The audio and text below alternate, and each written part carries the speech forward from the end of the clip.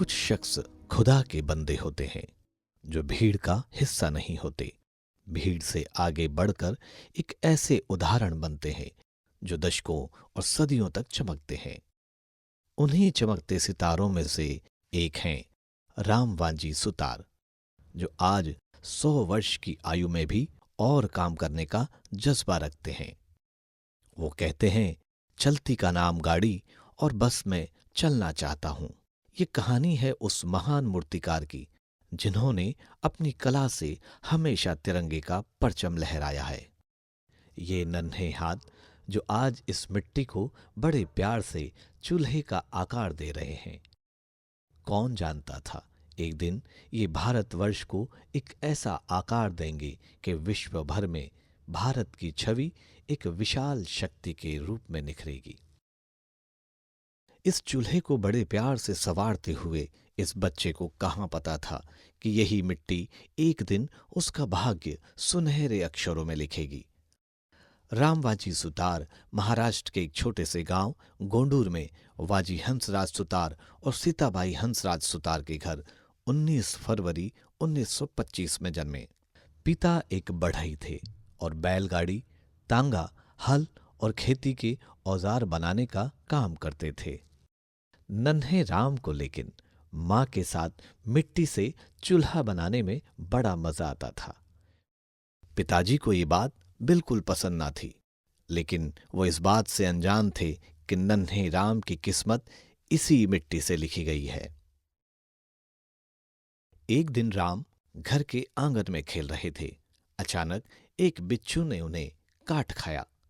यूं तो राम बिच्छू को मार देते हैं, लेकिन बिच्छू की बनावट देख सोच में पड़ जाते हैं और घर में पड़े साबुन पर बिच्छू को हूबहू बना डालते हैं।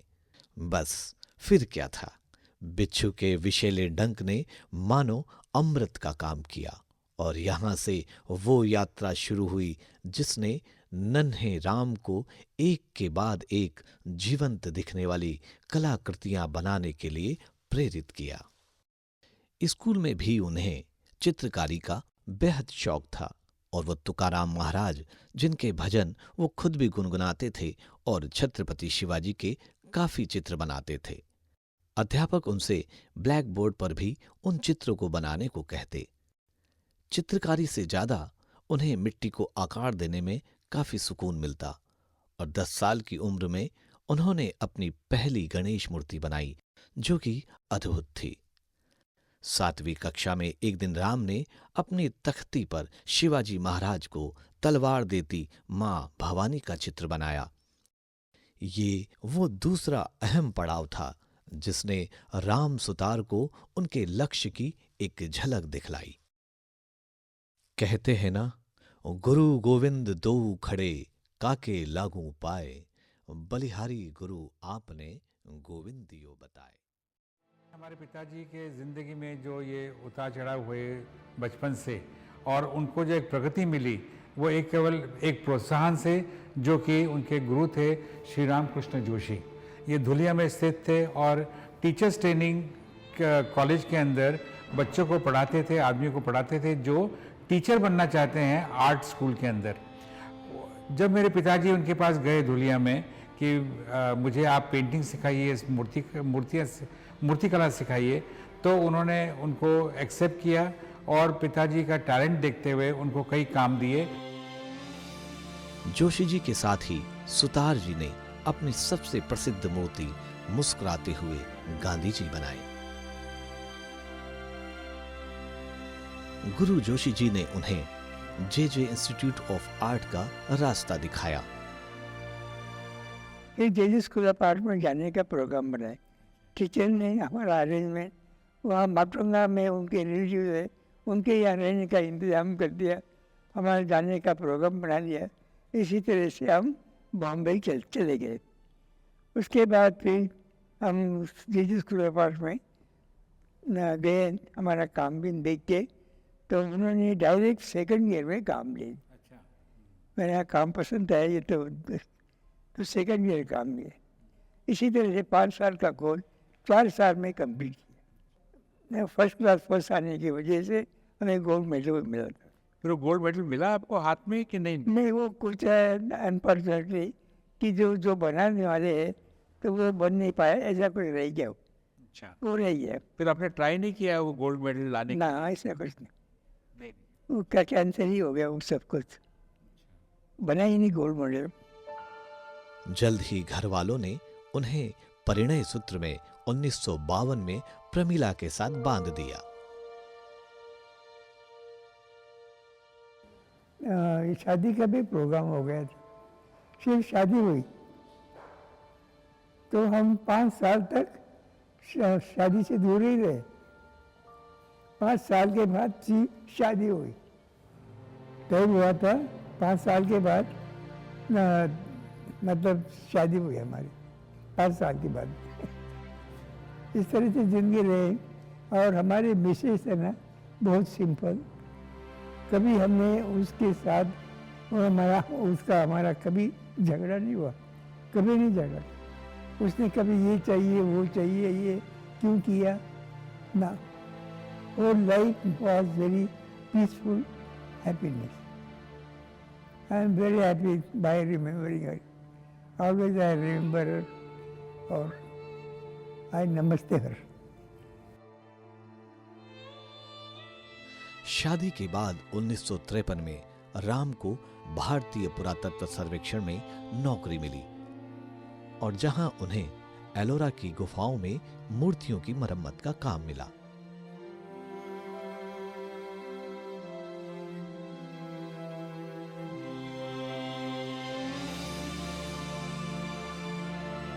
औरंगाबाद में आर्कियोलॉजी डिपार्टमेंट था, तो वहाँ से किसी ने सजेस्ट किया होगा तो मेरा नाम वहाँ आ गया, आर्कियोलॉजी डिपार्टमेंट औरंगाबाद।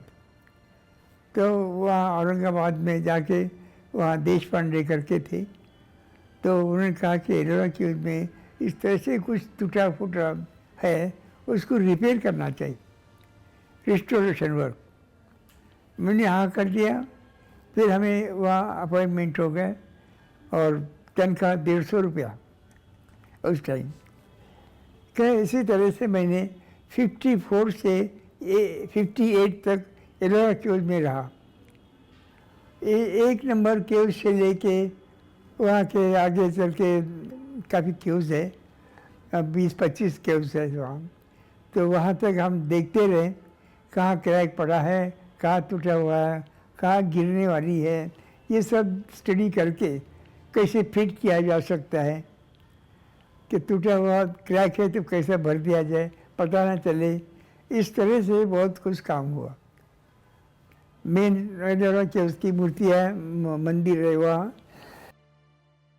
10 नंबर का, वहाँ केव 10 नंबर का, वहाँ की मूर्ति बैठी हुई बुद्धा जी से, उसका नाक टूटा हुआ था। मैंने फिर दूसरा नाम बना के वहाँ फिर किया।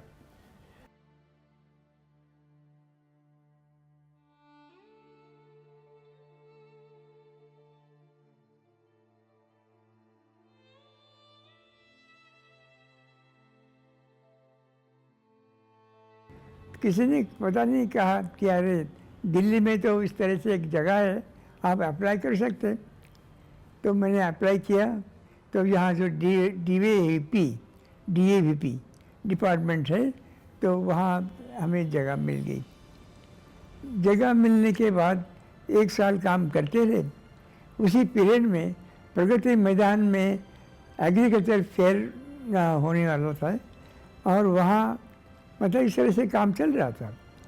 जब मैंने एग्रीकल्चर नाम सुना, मतलब फार्मर का याद आया, तो मैंने एक ऐसे ही बिना कहे हमने एक इतनी छोटी सी मूर्ति ना फार्मर की बनाई। लोग वहाँ के ऑफिस में, अरे ये तो आप इस तरह से काम करते हैं, ऐसा काम तो वहाँ भी लगेगा प्रगति मैदान में। तो मुझे अच्छा सजेशन मिला, तो ये मूर्ति ले जाके वहाँ के डायरेक्टर जो था उनको जाके मिले।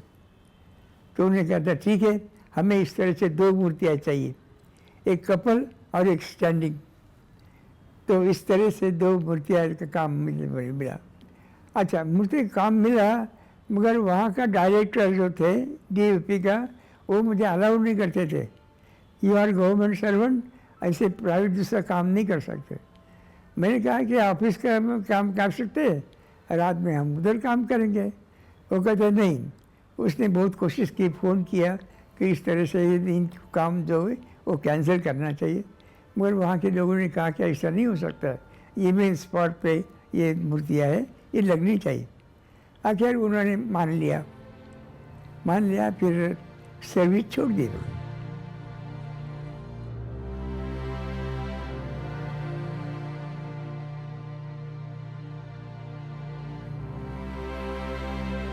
मेरी द्रविड़ करके लेबर मिनिस्टर, उनका फ़ोन आया कि इसी तरह से एक मूर्ति बनानी है तो क्या किया जाए।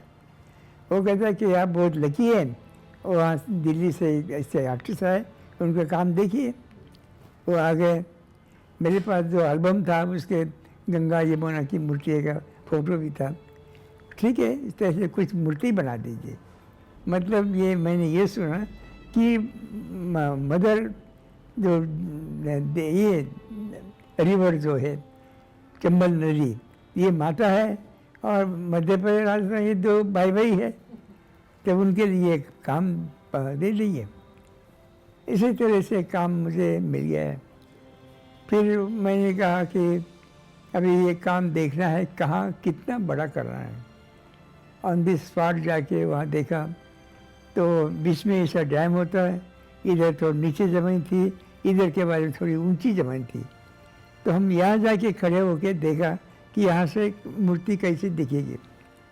कम से कम 40-50 फीट का मूर्ति होनी चाहिए, ऐसा उनको कहा। वो कैसे, भाई साहब हमारे पास सिर्फ 10,000 रुपये है, इसमें जो कुछ करना करो।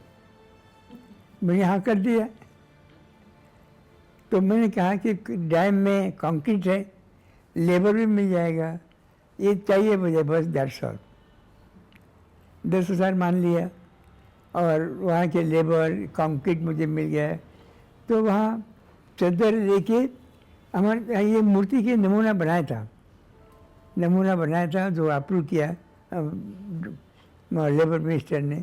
उसी हिसाब से आकार ऐसा करके चादर लगाया, कंक्रीट डाल दिया, ऐसा किया, कंक्रीट डाल दिया, किया ऐसे जैसे आकार मूर्ति का है, ऐसा करके बड़ा कंक्रीट का पत्थर बन गया। पत्थर बनने के बाद काम शुरू कर दिया। 12 महीने में वो मूर्ति पूरी कर दिया। वो सिंगल हैंडेड वर्क, और कोई नहीं था, हथौड़ा चीनी दर्शक।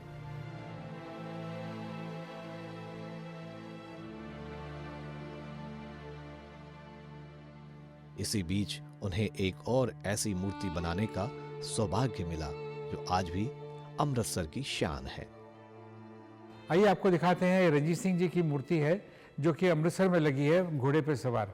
इसमें आप देखेंगे तो आंखें अलग टाइप से बनाई है, दोनों आंखें, क्योंकि वो एक आंख से काने थे। और एक वाकया ऐसा है कि जब वो मूर्ति लग रही थी और एक लेडी ने वहाँ देखा कि ये आंख ऐसी दिखा रखी है, तो उसने कहा ये आंख ठीक नहीं बनाई है। तब किसी ने उनसे कहा कि रंजीत सिंह जी एक आंख से काने थे, और पिताजी को बहुत खुशी हुई कि चलिए मैंने जो काम किया है उसमें वाकई में दिख रहा है कि रंजीत सिंह जी एक आंख से काने थे।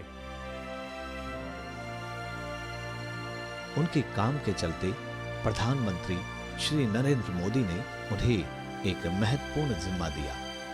वो जिम्मेदारी थी दुनिया को पीछे छोड़ने की। ये सरदार पटेल का स्टैचू अहमदाबाद एयरपोर्ट पे लगा है, और जो तो वो मोदी जी ना वो स्टैचू बहुत पसंद आया।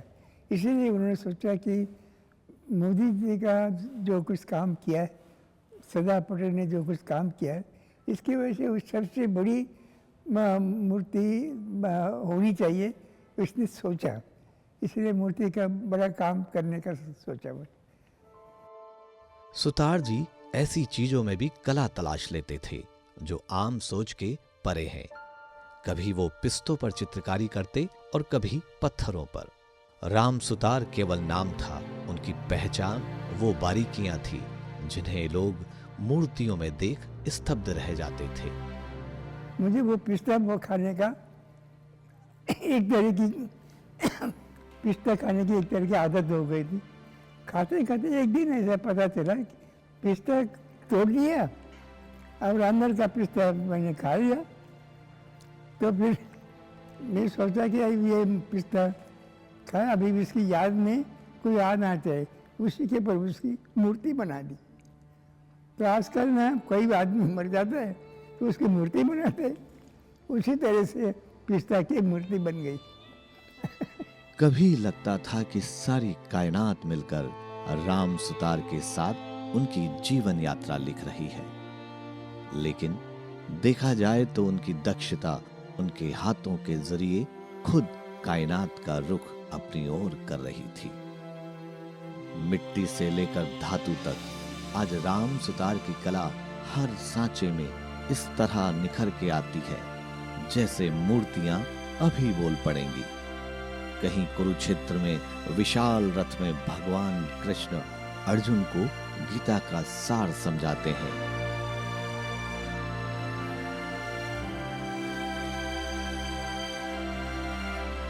कल्पना करते हैं किसी की मूर्ति बनाना है, मूर्ति बनाना है तो अभी ऐसा है कि जब वो गुजर जाते हैं लोगों को याद करने के लिए, मतलब याद करते हैं मूर्ति बनाना है। पहले तो हमारे दिमाग में वो पर्सनैलिटी की याद आती है, किस तरह से वो थे, उनसे एक्सप्रेशन क्या भाव है उनका, क्या क्या कार्य करते थे, मतलब थिंकिंग का मूड है और देश के लिए सेवा करने वाले, मतलब बहुत सारी चीज़ें ये एक्सप्रेशन आदमी के ऊपर होता है। और नेचुरली हमें जो आदमी का जो भाव होता है, चेहरे के ऊपर मसल्स होते हैं, गाल का है, आँख का है, मुंह के ऊपर, ये सारे एक्सप्रेशन बदल देता है। तो मसल ठीक तरह से एडजस्ट करना बहुत इम्पोर्टेंट है। पर्सनैलिटी नज़र आनी चाहिए, वो नहीं है तो फिर वो पर्सनैलिटी नहीं है। गांधी जी है, उनके एक्सप्रेशन नहीं आए कि पीसफुल है तो आना चाहिए।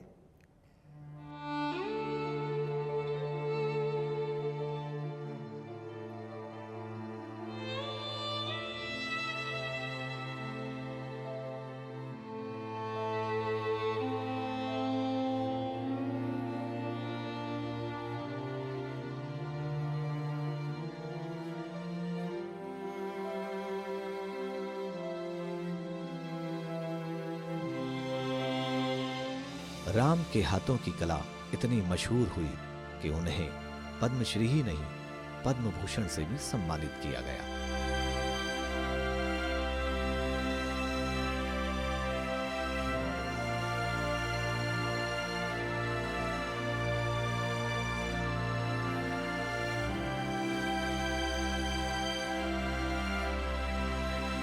राम वांजी सुतार जो आज 100 वर्ष की आयु में भी और काम करने का जज्बा रखते हैं। वो कहते हैं, चलती का नाम गाड़ी और बस में चलना चाहता हूं।